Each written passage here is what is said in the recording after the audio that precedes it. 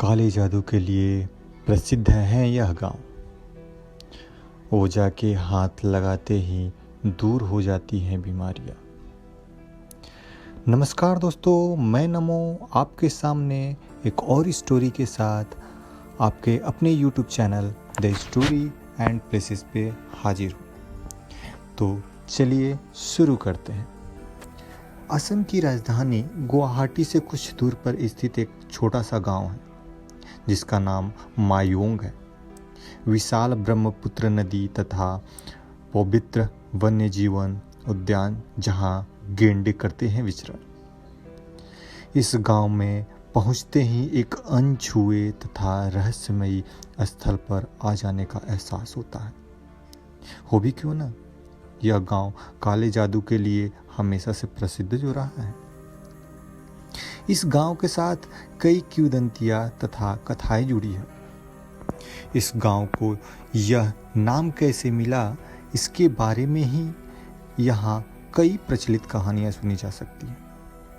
कुछ लोग मानते हैं कि मणिपुर के माईबोंग समुदाय के लोग यहाँ आकर बस गए थे और इसलिए इसे मायोंग पुकारा जाने लगा। अन्यों का दावा है कि इस नाम का उद्भव माँ एर ओंगे शब्द यानी माँ के एक हिस्से से हुआ है। मायोंग एक पहाड़ी व जंगली इलाके हैं जहाँ बड़ी संख्या में हाथी भी पाए जाते हैं। मणिपुरी भाषा में हाथी को मियोंग कहते हैं। कुछ लोगों का विश्वास है कि गांव का नाम इसी शब्द से बना है। इसके नाम को लेकर अन्य कई मान्यताएं तथा विश्वास भी प्रचलित हैं। ऐसा लगता है कि इस गांव के नाम सहित इससे जुड़ी हर चीज़ें कहानियां के रहस्य में डूबी हुई है। इस स्थान के पारंपरिक महत्व का पता इसी तथ्य से लगता है कि इसे देश की जादू टोने की राजधानी माना जाता है।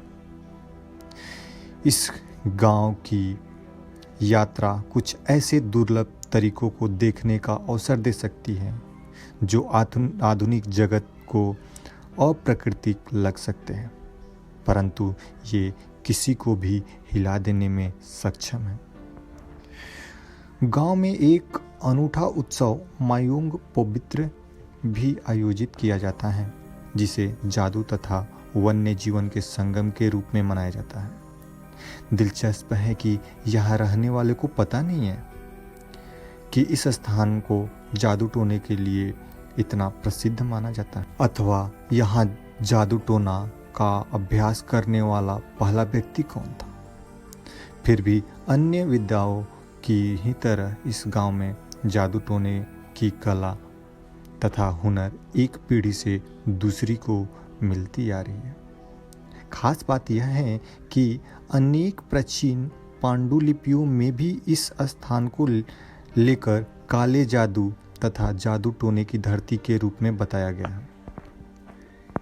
माना जाता है कि यहाँ ऐसी कई प्राचीन व दुर्लभ पांडुलिपियाँ भी हैं जिनमें ऐसे मंत्र हैं जो किसी भी व्यक्ति को अजेय बना सकते हैं, परंतु आज तक इन मंत्रों को कोई समझ नहीं सका। काले जादू का अभ्यास करने वालों को यहाँ भेष या ओझा कहते हैं। ये लोग बीमारियों को ठीक करने के लिए भी काले जादू का प्रयोग करते हैं, क्योंकि माना जाता है कि इन्हें आयुर्वेद का भी गहन ज्ञान होता है। जैसे पीठ का दर्द दूर करने के लिए ये रोगी की पीठ पर तांबे की थाली रखकर मंत्र पढ़ते हैं। माना जाता है कि यह थाली दर्द को खींच लेती है। यदि दर्द ज़्यादा गंभीर हो तो यह थाली बेहद गर्म होकर जमीन पर गिर जाती है।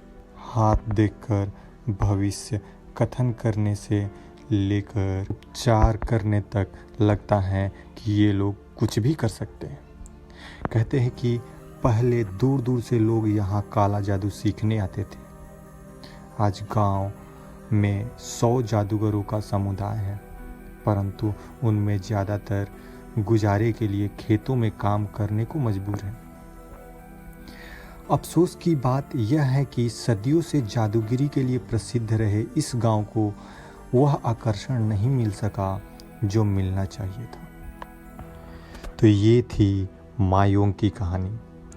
और अनूठी कहानियों के लिए हमारे चैनल को सब्सक्राइब करें, इस वीडियो को लाइक करें और शेयर करना ना भूलें। धन्यवाद।